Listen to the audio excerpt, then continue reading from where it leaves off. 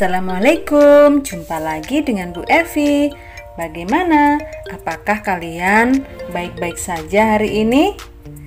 Jangan lupa, dimanapun kalian berada, tetap selalu disiplin ya, menerapkan 5M protokol kesehatan, yaitu memakai masker, mencuci tangan pakai sabun dan air mengalir, menjaga jarak, menjauhi kerumunan, serta membatasi mobilisasi dan interaksi.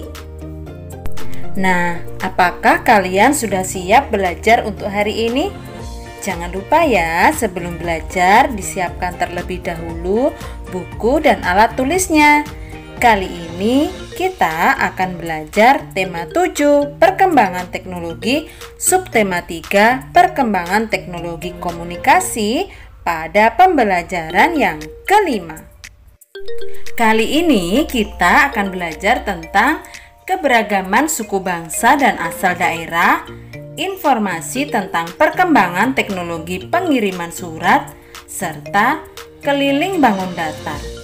Namun, sebelum belajar jangan lupa berdoa dulu ya, agar ilmu yang kalian peroleh nanti dapat bermanfaat. Mari kita belajar dengan penuh semangat. Komunikasi adalah pengiriman dan penerimaan pesan atau berita. Komunikasi dapat dilakukan melalui surat. Surat dikenal sebagai sarana menyampaikan pesan dalam bentuk tulis. Surat perlu dikirim supaya sampai kepada penerima. Pengiriman surat mengalami perkembangan dari masa ke masa. Dahulu, pengiriman surat dilakukan dengan beberapa cara yang unik.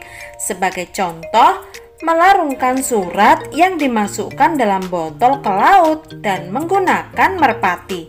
Namun, pengiriman dengan cara tersebut dirasa kurang akurat, dapat sampai kepada penerima. Seiring berjalannya waktu, pengiriman surat mengalami perkembangan. Pengiriman surat dapat dilakukan melalui pos. Pos adalah penyelenggara kirim-mengirim barang, surat, uang, dan sebagainya. Melalui pos, surat disertai alamat penerima.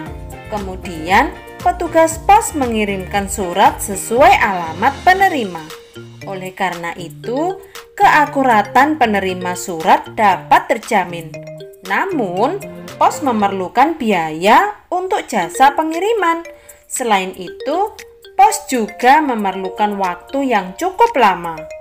Adanya perkembangan teknologi, saat ini pengiriman surat dapat dilakukan melalui surat elektronik. Saat ini, pesan dapat diketik pada komputer atau laptop. Kemudian, pesan tersebut dikirim melalui surat elektronik menggunakan jaringan internet. Pengiriman surat elektronik ini sangat mudah dan cepat dilakukan. Yuk kita simak bersama pengalaman Benny membacakan surat elektronik. Hari ini Benny kedatangan tamu istimewa. Tamu itu adalah Bang Andi. Dia adalah saudara sepupu Benny yang berada di Jepang. Beberapa waktu yang lalu, ayah menunjukkan surat dari Bang Andi. Bang Andi mengirimkan surel kepada ayah. Benny membacanya melalui komputer milik ayah. Yuk kita simak bersama ya isi surat yang ditulis oleh Bang Andi. Hai Paman, apa kabar? Sudah lama ya kita tidak bertemu. Melalui surat ini, aku ingin memberi kabar bahwa pada tanggal 17 Agustus nanti, aku akan pulang ke Indonesia. Aku tak sabar ingin bertemu keluarga di sana. Aku rindu suasana di Indonesia. Aku bersyukur kini teknologi semakin maju. Manfaatnya banyak sekali. Walaupun aku berada di Jepang, aku tetap bisa berkomunikasi dengan keluarga di Indonesia. Banyak cara yang aku gunakan untuk berkomunikasi. Kadang aku mengirim pesan singkat melalui ponsel. Jika ingin mendengar suara ibu atau ayah, aku menelepon mereka. Jika rindu ingin melihat kegiatan mereka secara langsung, aku menggunakan panggilan video. Kini, jarak tak lagi masalah untuk melakukan komunikasi. Demikian informasi dariku. Sampaikan salamku untuk Bibi dan Benny. Katakan pada Benny kalau aku akan datang dan mengajaknya bermain. Terima kasih Paman, sampai jumpa. Nah, kalian baru saja membaca surat dari Bang Andi. Dapatkah kamu temukan manfaat dari perkembangan teknologi komunikasi? Kalian dapat mendiskusikannya bersama teman-temanmu ya. Yuk kita tulis bersama manfaat dari perkembangan teknologi komunikasi berdasarkan surat dari Bang Andi. Manfaat perkembangan teknologi adalah tetap bisa berkomunikasi meskipun jaraknya antar negara. Selain itu, tak hanya bisa lewat suara, namun juga bisa lewat visual, misalnya dengan menggunakan panggilan video. Setiap bacaan memiliki pesan atau informasi yang disampaikan. Pokok informasi adalah permasalahan utama yang terdapat dalam sebuah teks bacaan atau cerita. Dapatkah kamu temukan informasi dari surat Bang Andi? Coba tuliskan ya informasi penting yang kamu temui dari surat yang telah kalian baca di buku tugasmu. Informasi penting tersebut diantaranya adalah: yang pertama, teknologi komunikasi semakin maju.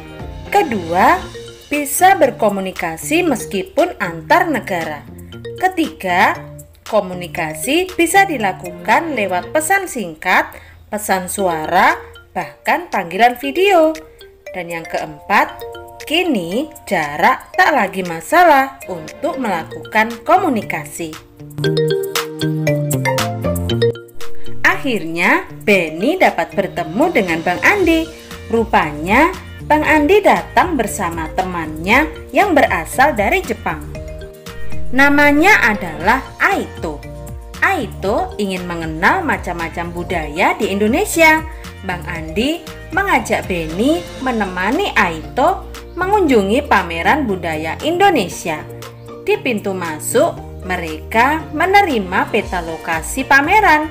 Setiap lokasi pameran ditandai dengan garis hijau pada kelilingnya. Garis hijau menunjukkan keliling lokasi pameran. Panggung pameran terletak di atas lantai keramik berbentuk persegi. Kotak-kotak persegi dapat membantu menghitung keliling suatu bangunan. Coba kalian amati peta lokasi pameran berikut ini ya. A adalah lokasi pameran budaya Jawa. B adalah lokasi pameran budaya Sulawesi. C adalah pameran budaya Sumatera. D adalah lokasi pameran budaya Kalimantan. E adalah lokasi pameran budaya Papua dan Maluku. Dan F adalah lokasi pameran budaya Bali, NTB, dan NTT. Coba kalian amati dengan teliti peta lokasi pameran tersebut ya. Tanda hijau pada peta lokasi merupakan keliling lokasi tersebut. Nah, sekarang amati gambar berikut ini. Pada gambar ini, satu sisi persegi menunjukkan satu satuan panjang. Keliling bidang berwarna merah muda adalah 12 satuan panjang. Nah, sekarang cobalah untuk menghitung keliling dari berbagai bangun berikut ini. Yuk kita hitung bersama-sama ya keliling bangun nomor 1. Perhatikan ya, ini ada 6 satuan panjang, 2 satuan panjang, 3 satuan panjang, 1 satuan panjang, 1 satuan panjang, 3 satuan panjang, 2 satuan panjang, dan 6 satuan panjang. Jika kita hitung semuanya, maka akan kita peroleh keliling bangun nomor 1 adalah 24 satuan panjang. Sekarang kita hitung nomor 2. Coba perhatikan gambar ya. 4 satuan panjang ditambah 4 satuan panjang ditambah 4 satuan panjang ditambah 4 satuan panjang. Jadi jika semuanya dijumlahkan, keliling bangun nomor 2 ada 16 satuan panjang. Nah, sekarang coba kalian hitung secara mandiri nomor 3 sampai nomor 8 di buku tugasmu ya. Benny menemani Bang Andi dan Aito mengamati bermacam-macam budaya Indonesia. Aito kagum dengan banyaknya kebudayaan di Indonesia. Mulai dari tarian Jawa yang gemulai hingga pakaian adat yang megah dan indah. Coba amati contoh ragam budaya Indonesia berikut ini. Indonesia adalah negara yang kaya. Indonesia memiliki sekitar 17.000 pulau. Indonesia terdiri atas berbagai suku bangsa yang memiliki adat dan kebiasaan berbeda. Indonesia memiliki dasar negara yaitu Pancasila. Sila ketiga Pancasila menjadi landasan agar kita selalu hidup rukun.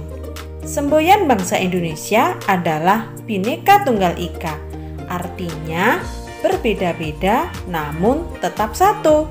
Semboyan ini kita temukan pada lambang negara Indonesia, burung Garuda. Indonesia memiliki bermacam budaya yang berbeda, namun semua saling menghargai. Walaupun memiliki perbedaan dalam kebiasaan sehari-hari, pertengkaran dapat dihindari jika kita mau saling memahami. Hal tersebut merupakan pengamalan sila ketiga dari Pancasila. Nah, coba kalian diskusikan apa makna Bhinneka Tunggal Ika bersama teman-temanmu ya.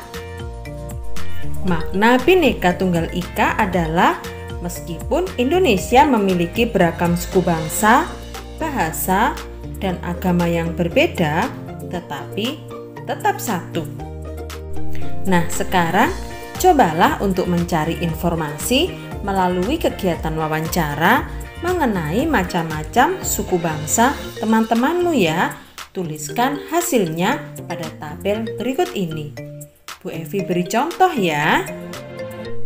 Misalnya, nama Ardi, suku bangsa Jawa, suku budaya khas daerah Reyok Ponorogo. Nama Made, suku bangsa Bali, suku budaya khas daerah Tari Kecak. Nama Yuni, suku bangsa Minangkabau, suku budaya khas daerah Tari Piring. Nama Akbar, suku bangsa Papua, suku budaya khas daerah Tari Perang. Nama Ikrar, suku bangsa Melayu, suku budaya khas daerah Tari Sekapur Sirih. Cobalah untuk mencari informasi mengenai suku dan budaya khas daerah tempat kamu berasal ya. Apakah adat dan kebiasaan setiap daerah sama? Jawabannya adalah tidak. Adat dan kebiasaan setiap daerah di Indonesia berbeda satu dengan yang lainnya. Demikianlah pembelajaran kita kali ini. Semoga ilmu yang kalian peroleh dapat bermanfaat ya. Jangan lupa like, subscribe, dan share ke teman-teman kalian agar mereka mendapatkan manfaat dari video ini. Jangan lupa, dimanapun kalian berada, selalu disiplin terapkan 5M protokol kesehatan ya. Kita berjumpa lagi pada pembelajaran berikutnya. Terima kasih. Wassalamualaikum.